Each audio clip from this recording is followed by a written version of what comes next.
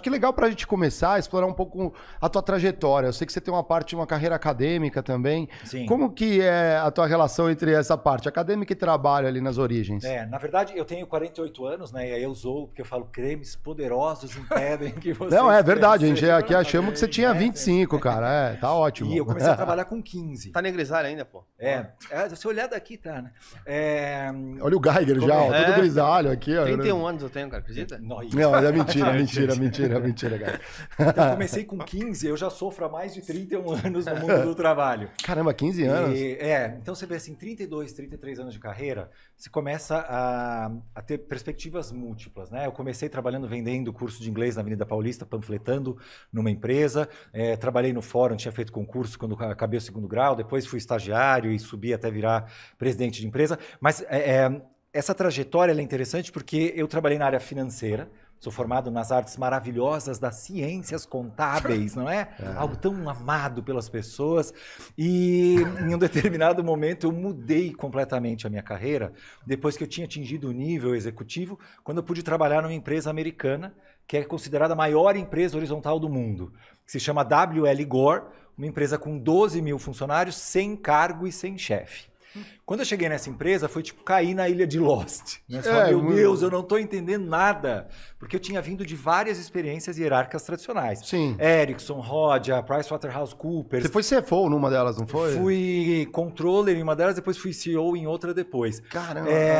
E essa empresa foi a que me deu a perspectiva, o primeiro gatilho de eu falar, ok, eu sempre vi as pessoas sofrendo no mundo do trabalho, também sofri em alguma dimensão nessa história, e nessa foi a primeira que eu entendi, opa, no fundo, uma empresa pode ser uma plataforma de desenvolvimento humano, conforme eu consigo ampliar o espaço para as pessoas preencherem, desde que as pessoas tenham um nível de maturidade e de conhecimento para que aquilo não seja demais para ela lidar. Eu também não posso dar autonomia demais para quem não consegue preencher, porque vira peso.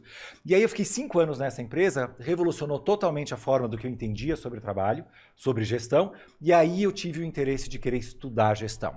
Então eu fui fazer um mestrado e doutorado na USP em psicologia do trabalho, porque mesmo nessa empresa, que não é uma startup, ela existe há mais de 60 anos, não é de tecnologia, é uma empresa fabril, a gente conseguia ter um modelo de gestão dinâmico onde as pessoas eram felizes, mas tinha um grupo de gente que não performava bem. Que era aquela pessoa que estava lá esperando alguém mandar, que ainda ficava reclamando no café. E eu falei, porra, eu achei que era o modelo de gestão. Não é o modelo, são as pessoas. É o entendimento que eu tenho do modelo. É sempre a relação, é sempre o encaixe. Então, por isso, eu fui para a área científica tentar identificar o que é que levava o ser humano a ter uma compreensão do trabalho que pudesse dar a oportunidade de desenvolver a autonomia. Então, os meus estudos, eles são sempre centrados na relação que a pessoa tem com o trabalho e quais condições podem ajudar uma pessoa a ter autorrealização. E autorrealização não é felicidade.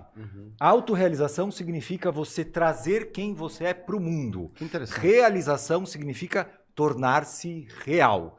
Tem alguém aqui dentro, tem uma potência que precisa tornar-se real no mundo, desde que eu tire as amarras. Tem uma fala muito interessante do Abraham Maslow, e daqui a pouco a gente fala um pouquinho da pirâmide, que ele diz que o homem criativo não é o homem a quem se adiciona algo, é o homem de quem não se tira nada. E é essa a parada. A gente tira coisas das pessoas no mundo do trabalho. Então, quando eu paro de tirar, dependendo, eu consigo permitir que isso aflore. Então foi assim que aconteceu mais ou menos essa transição do mundo tradicional do trabalho para o científico, para o mundo acadêmico, e aí depois entrando na área de modelos de gestão, de enxergar que quando eu fui para essa empresa, eu nunca tinha ouvido falar sobre outros modelos de gestão. E ela nem dá nome. Essa empresa fala que é a Gore Culture, é a cultura da Gore. Mas depois eu consegui estudar ao redor do mundo cerca de 10 modelos diferentes. Então tem sociocracia, holacracia, beta codex, S3, orgânica, STIL, tem um grupo de modelos de gestão que existem ao redor do mundo que trabalham com o conceito das empresas humanizadas e dessa autonomia que a gente consegue e precisa trazer para o mundo do trabalho. Isso é legal, vamos começar por esse ponto, talvez, ali. É uma experiência muito rica passar. Acho que nós aqui sempre fomos em operações hierárquicas, né? Sim. A gente não tem essa experiência, é uma baita experiência que você teve. Como que funciona no caso ali que você experimentou agora, que você falou core culture, né? Então, tem toda a sua beleza e também tem a sua feiura, tem os seus horrores, né? Porque quando você oferece autonomia demais e uma pessoa não está preparada, pode acontecer omissão das pessoas, né? Elas veem coisas que não estão acontecendo, que numa estrutura hierarquizada alguém iria interferir. Porque você tem muitos sisteminhas, radares, não é tudo, nada Processos, passa. né? Processos. Então, às vezes, você vê que as coisas poderiam ser melhores, mas existe um certo flerte com a mediocridade porque tem um grande conforto de não ter fiscais. Então essa era a parte talvez um pouco mais difícil. Mas do ponto positivo é que você conseguia de fato entregar o teu potencial máximo, né? Um dos valores dessa empresa era a liberdade, mas não a liberdade para você fazer o que você quiser, liberdade para você trazer o seu melhor potencial. Eu era uma pessoa da área financeira que acabou indo para a gestão, para RH, para a tecnologia, porque eram as oportunidades que eu tinha de aumentar a minha contribuição. Porque lá o compromisso é trazer a sua melhor contribuição e não preencher o que o seu crachá dizia. Então, como não tem o cargo do crachá, você não estava aprisionado na falsa descrição de cargo, porque é uma grande né? O mentira organizacional, né? Mas você também não se escondia atrás dela. Você tinha que dar a cara a tapa e ser de verdade autônomo. Então tem histórias maravilhosas. Eu acho que agora ela era uma grande terapia em grupo. Algum dia alguém vai falar que havia câmeras escondidas e vai mostrar o que acontecia, porque as conversas eram muito diferentes do que existia no mundo tradicional. Então conto que teve um caso. Eu, quando fui para a Gore, tinha acabado de sair da Ericsson, uma empresa sueca, bonitinha, ética, cheia de valores, mas processual, né? Perde a venda, mas não perde o processo. Segue aquilo ali. E eu era controller, então fazia muita gestão dos custos e tal. E quando eu fui para a Gore, que é uma empresa americana, cheia de pessoas de vendas ao redor do mundo, uma das minhas perguntas na análise de gestão de caixa era qual é a política de viagens dessa empresa. Já que várias pessoas têm um cartão corporativo com um limite claro, eu precisava saber o que pode e o que não pode. E aí eu tive a conversa com um sponsor. Como você não tem chefe na Gore, e você tem uma pessoa que vai te ajudar durante 18 meses, que é um sponsor para você aprender a navegar na cultura, porque senão, pelo amor de Deus, estou abandonado aqui. É um buddy que a gente fala, né? Um amigão. É um patrocinador, é um buddy. Me ajuda a entender. E aí, quando eu fui conversar com esse cara, que era alguém que já trabalhava acho que uns 25 anos, que era o John, falei, John, eu queria saber qual é a política de viagens da empresa. Aí, cara, parecia uma conversa do mestre Yoda com o mestre dos magos e com o mestre Miyagi. Eu falei, esse desgraçado nunca responde a minha pergunta. Ele responde a minha pergunta com outra pergunta. John, qual é a política de viagens da Gore? Por que você quer saber qual é a política de viagens da Gore?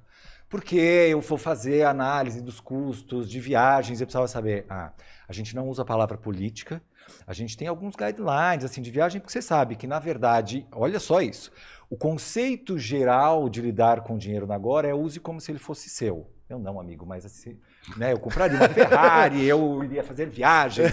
Né? Ele falou, não, você entendeu o conceito.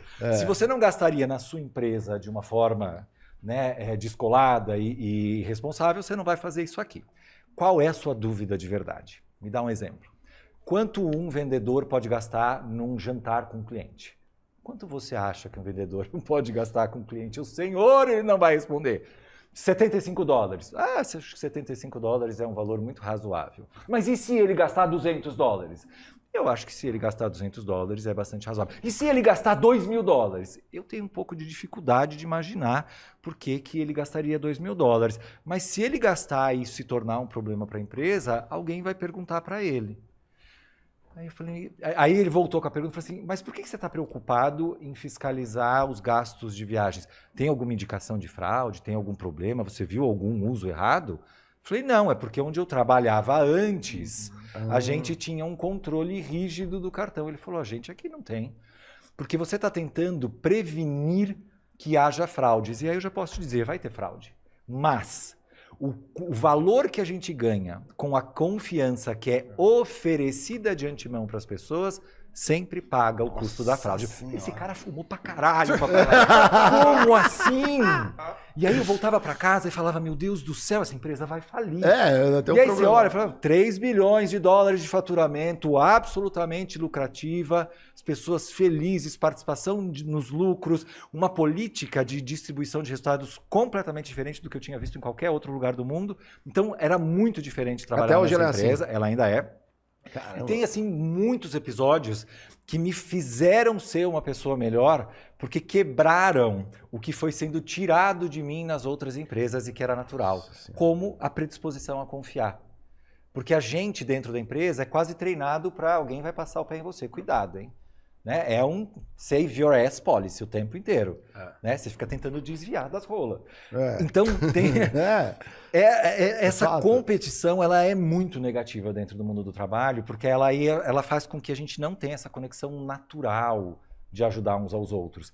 E dentro das organizações, as pessoas são potência umas para as outras. Tem muito mais gente torcendo para você dar certo do que para você dar errado. Mas na nossa cabeça isso parece um paradoxo. Isso não parece que é verdade, mas é. É, que é igual o hater, né? Você pode receber 100 mensagens positivas ali no Twitter ou no Instagram. Uma que vem negativa é aquela que chama atenção. Pra você falar assim, mas por que as pessoas estão pensando isso de mim? Né? Então é isso que a gente costuma ter memórias muito mais vívidas quando a memória é negativa do que quando ela é positiva. É fato, isso mesmo. Interessante. Você lembra a primeira vez que você quebrou algum osso, por exemplo? Eu quebrei um monte já. A primeira eu não lembro. Você lembra a primeira vez que você, tipo, sei lá, riu ou ficou muito feliz? Não, também muito fácil lembrar dos momentos quando que você tipo, bateu o carro. É mais provável aí, ó. Você tem que pensar. Óbvio, tem algumas coisas de casamento, tem algumas coisas que são muito claras. Mas quanto mais pro passado você for, mais você vai ter memórias claras que são de dor. É isso mesmo. E aí você acaba tendo essa predisposição para evitar essa nova dor. E você vai adotando novos comportamentos que viram, né? Que são vieses, na verdade, que vão ficando ao longo dessa jornada. E aí, então, para mim foi muito interessante essa experiência, porque além de mudar, claro, a minha visão sobre o trabalho, mudou a visão do que eu queria contribuir por meio do trabalho. Né? Então, não fazia mais sentido para mim trabalhar em uma empresa. Fazia mais sentido abrir a minha empresa e começar a ajudar outras empresas a irem para esse lugar. Porque tem muita gente que quer ir para um lugar mais flexível. Mas o mundo do trabalho, ele ainda é um lugar onde as pessoas apontam o dedo. Né? A culpa é da empresa. Não, a culpa é do chefe. Não, a culpa é da pessoa. São sempre pessoas. A empresa é formada por pessoas que aceitaram seguir um determinado padrão de comportamento que outra pessoa escreveu. A liderança tem um papel que sugere um relacionamento que é de uma pessoa. O funcionário final também é tudo pessoa.